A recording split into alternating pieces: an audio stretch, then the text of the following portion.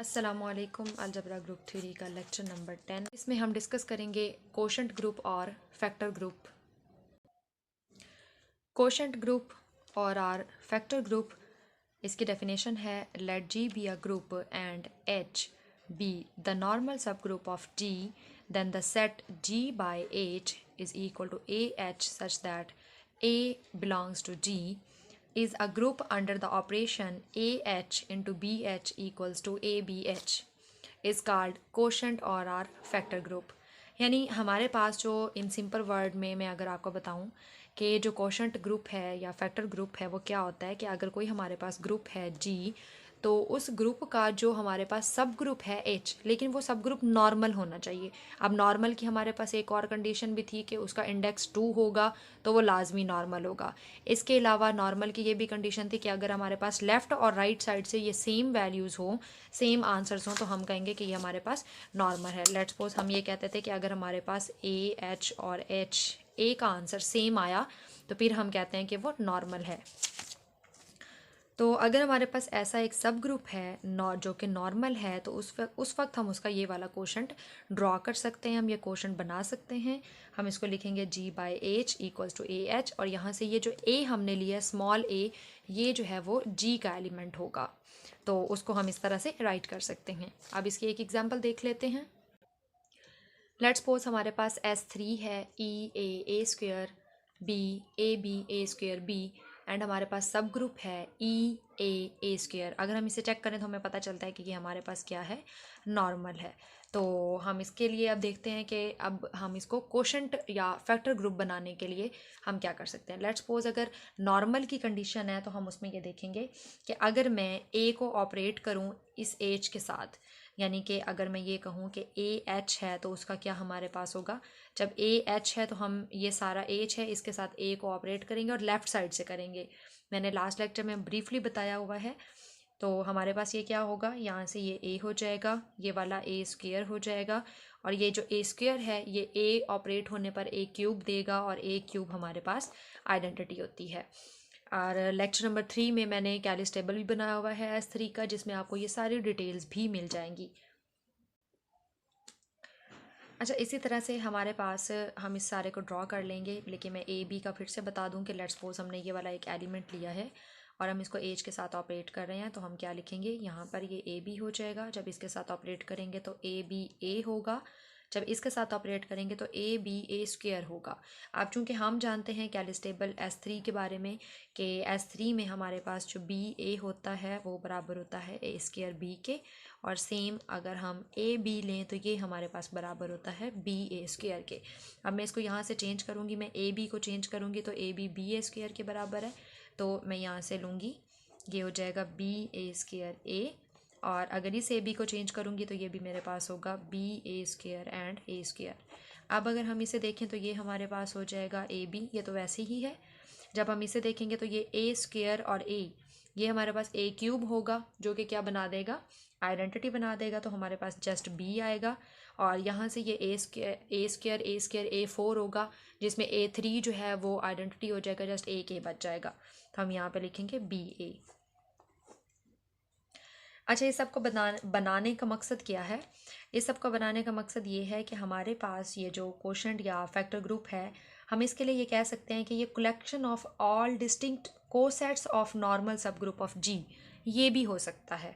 ठीक है, यानी कि जो जितने भी हमारे पास कोसेट्स होते हैं, तो उन जितने भी डिसजॉइंट होंगे, ठीक है, जितने भी डिसजॉइंट हमारे पास या डिस्टिंक्ट हम का लफ्ज़ हम इस्तेमाल करते हैं कि जो अलग अलग होंगे, तो वो जो हैं क्या होंगे, उनकी कलेक्शन भी अगर हम लिख लें तो वो भी कोशेंट या फिर फैक्टर ग्रुप हो सकता है।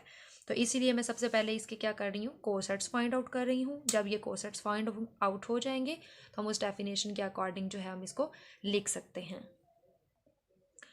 अब यहाँ से अगर हम देखें तो हमारे पास ए एच ई एच और ए स्क्वेयर एच का आंसर जो है वो बिल्कुल सेम आता है, और इसी तरह से हमारे पास बी एच का और ए बी एच का और ए स्क्वेयर बी एच का आंसर भी हमारे पास सेम आता है। तो हम क्या करेंगे कि एक कोसेट हमारा ये होगा और एक कोसेट हमारा ये होगा। जब हम 1 + 1 करेंगे तो हमारे पास जो आंसर है वो आएगा 2।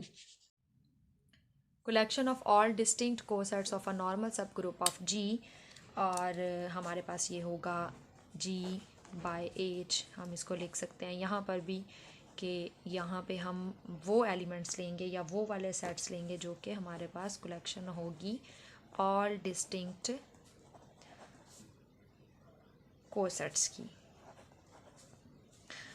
तो हमारे पास यहाँ पर हम देख चुके हैं कि यहाँ पर हमारे पास जो है कोसेट्स जो हैं, एक हमारे पास यहाँ से ये आया है और एक हमारे पास यहाँ से ये आया है। तो हम इसको एक दफ़ा काउंट करेंगे, इसीलिए इसका मतलब हमारे पास यहाँ पे जो G बाय H में हमारे पास आएगा वो होगा कुछ इस तरह से। हम उसको लिख सकते हैं कि एक हमारे पास है E A स्क्वायर और एक हमारे पास है B A B और B A स्क्वायर। तो हम इसे यहाँ पे क्लोज कर देंगे। तो ये हमारे पास है कोशेंट और आर फैक्टर ग्रुप। एंडोमॉर्फिज्म है हमारे पास के for a group G a homomorphism phi G to G is called endomorphism. Automorphism है a mapping phi G to G is an automorphism if phi is bijective and homomorphism. यहाँ पर हमारे पास दो बातें हैं, एक हमारे पास है बाइजेक्टिव की, ठीक है, और दूसरी बात हमारे पास है होमोमॉर्फिज्म की, ठीक है। तो इसका मतलब बाइजेक्टिव में हम क्या लेंगे, बाइजेक्टिव का मतलब मैं लास्ट लेक्चर में भी आपको बता चुकी हूँ कि बाइजेक्टिव का मतलब हमारे पास है कि वो क्या होगा, हमारे पास सरजेक्टिव होगी या सरजेक्शन भी हम इसको बोल सकते हैं, और इसके साथ हमारे पास इंजेक्टिव होगी जिसे हम इंजेक्शन भी बोल सकते हैं। और इंजेक्टिव में हमारे पास होता है इनटू और सब्जेक्टिव में हमारे पास होता है ऑन टू। लेक्चर नंबर 8 में आई थिंक मैं इसको डिस्कस भी कर चुकी हूँ ऑन टू और इन टू को, कि ये हमारे पास क्या चीज़ें होती हैं। और सेम होमोमॉर्फिज्म जो है उसकी हम मैपिंग इस तरह से डिफाइन करते हैं कि अगर हमारे पास अल्फ़ा है G ऑफ 1 G ऑफ 2, तो ये हमारे पास alpha G of 1 and alpha G of 2 के ऊपर अलग से अप्लाई होगा। और for all G1 and G2 belongs to G, यानी हमारे पास ये जो G1 स्मॉल G1 है और ये जो स्मॉल G2 है, ये दोनों उस ग्रुप के एलिमेंट्स ही होंगे, उस ग्रुप में से ही हम इनको लेंगे। अब हमारे पास जो ऑटोमॉर्फिज्म है वो दो किस्म की होती हैं, इनर ऑटोमॉर्फिज्म भी होती है और आउटर ऑटोमॉर्फिज्म भी होती है। हम सबसे पहले डिस्कस करेंगे इनर ऑटोमॉर्फिज्म को। Inner automorphism, let G be a group for a fixed element A of G. Consider the mapping IA G to G given by IA of X equals to AXA inverse for all X belongs to G and is an automorphism called inner automorphism of G induced by G.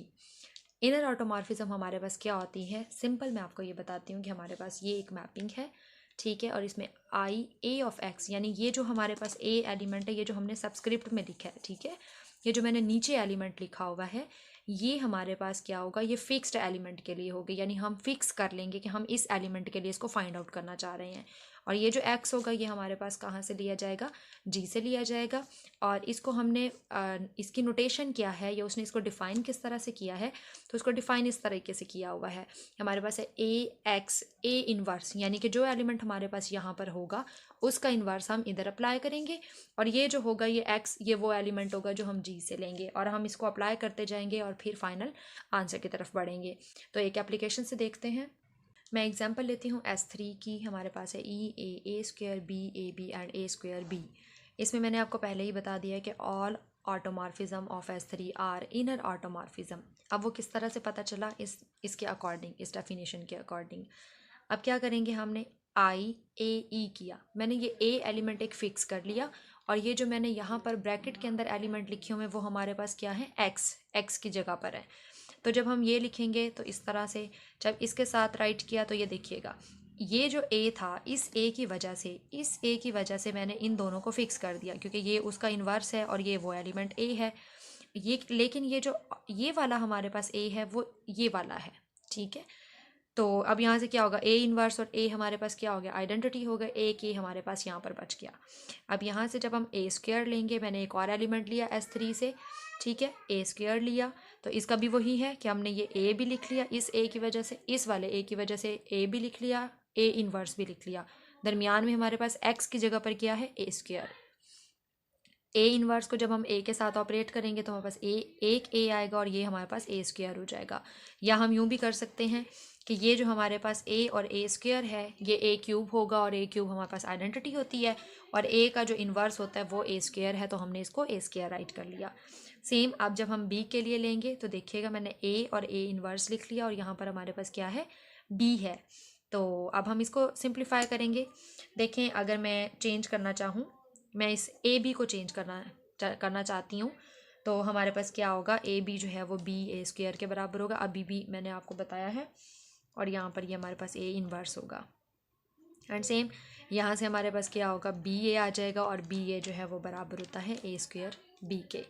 इसी तरह से अब मैं दूसरे element के लिए find out करती हूँ, मैं ए बी के लिए फाइंड करती हूँ। तो हम क्या करेंगे, पहले ये ए भी राइट कर लूँगी, इसका इन्वर्स भी राइट कर लूँगी, दरमियान में हम क्या लिखेंगे, ये एक्स वाला एलिमेंट, और एक्स वाला एलिमेंट हमारे पास क्या है, ए बी है। अब ये हमारे पास क्या हो जाएगा, ए स्क्वायर हो जाएगा, ये हमारे पास बी है, हम इसको भी सिंप्लीफाई कर सकते हैं। ये हमारे पास हो जाएगा ए स्क्वायर बी, ये जो ए इन्वर्स है हम इसे चेंज करेंगे ए स्क्वायर में। यहाँ से अब आप चाहें तो बी ए स्क्वायर को चेंज कर लें, आप चाहें तो ए स्क्वायर बी को चेंज कर लें। अगर मैं यहाँ से बी ए स्क्वायर को चेंज करूँ तो ये मेरे पास हो जाएगा ए, पहले ये ए बी के बराबर होगा, बी ए स्क्वायर हमारे पास ए बी के बराबर होगा। ए जो है ए स्क्वायर से, चले मैं अभी लिख लेती हूँ, A square and B A square हमारे पास ए बी के बराबर हो गया। यहाँ से हमें मिला ए क्यूब बी, और जो ए क्यूब होगा वो क्या होगा, आइडेंटिटी। ये हमारे पास आइडेंटिटी है, तो ये हमारे पास बी आ गया। हमारे पास है I A and A square B. मैं अब लास्ट एलिमेंट के लिए चेक कर रही हूँ, इसमें भी सिंपल, हमने पहले ए लिख लिया है, यहाँ पर ए इन्वर्स राइट किया है, दरमियान में एक्स की जगह पर जितनी भी वैल्यू थी वो मैंने राइट कर दी। अब यहाँ से हम क्या करेंगे, ए स्क्वायर और ए हमारे पास आइडेंटिटी हो गए, ये बी हो गया, ये ए इन्वर्स है तो ए का इन्वर्स ए स्क्वायर होता है, ये बी हमारे पास आ गया बी ए स्क्वायर, और बी ए स्क्वायर बराबर होता है ए बी के। तो इनर ऑटोमॉर्फिज्म में हमने देखा कि वो तमाम एलिमेंट्स आ गए। ये हमारे पास ई बी है, ए स्क्वायर है, B A B and A square B. इसी तरह से अब मैंने जो एलिमेंट फ़िक्स किया है वो मैंने ई को फ़िक्स किया है। जब मैं ई को फ़िक्स करूँगी तो तमाम एस तरीके जितने भी एलिमेंट हैं उन सबको रख के मैं देख लूँगी कि मेरे पास क्या क्या आंसर्स आते हैं। सेम उसके बाद मैं ए स्क्वायर को फ़िक्स कर रही हूँ। ए स्क्वायर को फ़िक्स करने के बाद भी हमने उसी तरह से इसको फाइनलाइज़ किया। अब देखिएगा ये हमने उसकी एक मैपिंग ड्रॉ कर ली है। सिंपल सी एक मैपिंग हमारे पास है इसकी, आई ए स्क्वायर इंटू एक्स। देखिएगा कि हमारे पास जो जब हमने ई है हमारे पास, तो हमारे पास फाइनल आंसर ई आया है। तो देखिए हमने ई टू ई मैप किया है। फिर हमारे पास ये ए है, तो हमारे पास मैपिंग कहाँ पे गई है, ए पे, तो हम ए टू ए जाएंगे। फिर ए स्क्वायर है, तो हमारे पास ए स्क्वायर है, तो हम यहाँ से भी ए स्क्वायर टू ए स्क्वायर आए। अब बी है, तो बी का जो फाइनल आंसर है वो ए बी है, तो मैंने बी को भी यहाँ से ए बी के साथ मैप कर दिया। सेम ए बी का आंसर ए स्क्वायर बी है, तो ए बी को हम ए स्क्वायर बी के साथ मैप कर देंगे, और ए स्क्वायर बी का आंसर हमारे पास बी है, तो हम इसको 20 के साथ मैप कर देंगे सिंपली। इसके बाद मैंने बी एलिमेंट को फिक्स किया, इसको सबके ऊपर चेक किया, उससे मिलने वाले हमारे पास जितने भी आंसर थे हमने ये उसकी मैपिंग ड्रॉ कर ली। इसी तरह से फिर मैंने ए बी को फिक्स कर लिया और उसके लिए ये मैपिंग्स बना ली। तो उस पर भी जो मेरे पास मैपिंग आई थी वो मैंने ये मैपिंग ड्रॉ कर ली है। फिर हमारे पास ए स्क्वायर बी है, इसको भी मैंने फिक्स किया और उसके बाद तमाम एस थ्री के एलिमेंट्स लिए और उनके ऊपर ये मैपिंग बना ली। ठीक है, और फिर मैंने उसको भी उसकी भी मैंने इस तरह से मैपिंग कर दी है। अच्छा, अगर हम इन मैपिंग्स के हवाले से बात करें, मैंने जो इस तरह की ये मैपिंग्स बनाई हैं ये आसानी के लिए बनाई है ताकि हमें जल्दी से समझ आने लग जाएं। अब देखें कि हमारे पास जो ये मैपिंग है और जो हमारे पास ये मैपिंग है ये डिसजॉइंट है, ये डिस्टिंक्ट है, एक जैसी नहीं है। और अगर ये एक जैसी नहीं होगी तो हम इसको राइट करते जाएंगे, अगर ये एक जैसी होगी तो हम इसको जस्ट वन टाइम काउंट करेंगे, ज़्यादा दफ़ा काउंट नहीं करेंगे। देखिए जैसे यहाँ पर ए स्क्वायर बी का हमारे पास ए बी है, ठीक है, और यहाँ पर ए स्क्वायर बी की मैपिंग में क्या है, बी है, तो इसका मतलब ये डिसजॉइंट हो गए, ये हमारे पास अलग मैपिंग्स आ गई हैं। तो इन अलग मैपिंग्स के आने की वजह से हम जो है इसको इन सब को जो है वो इनर में राइट कर देंगे। अच्छा, इसी तरह से हमारे पास अगर ये मैपिंग आइडेंटिटी मैपिंग आ जाती, आइडेंटिटी का मतलब कि एक जैसी आ जाती तमाम की तमाम मैपिंग्स हमारे पास, तो फिर हम उसको एक ही दफ़ा लिखते। जैसे हमारे पास एक मिसाल है, मैं उसके साथ आपको समझाती हूँ। If the only inner automorphism of a group G is identity mapping, then G is abelian। एक तो हमारे पास ये एक रिमार्क्स है, ठीक है, कि अगर हमारे पास कोई ग्रुप अबीलियन है तो इसका मतलब कि उसकी जितनी भी हमारे पास only inner automorphism of a group G is identity mapping, यानी कि अगर वो सिर्फ और सिर्फ हमें हमेशा आइडेंटिटी मैपिंग ही दे दें तो उस वक्त हम कह सकते हैं कि ये जो हमारे पास ग्रुप होगा वो अबीलियन होगा। लेट्स सपोज उसके लिए मैंने V4 लिया है, मेरे पास V4 में एलिमेंट्स हैं E A B A B। तो हम इसको देखते हैं। सबसे पहले मैं इसकी ऑटोमॉर्फिज्म चेक करूँगी विद रिस्पेक्ट टू ई, यानी मैं ई को फिक्स कर रही हूँ और यहाँ पे हमारे पास एक्स होगा। तो हमने बिल्कुल वही उसी तरीके से अप्लाई करना है और उसी तरीके से इसको चेकआउट करना है।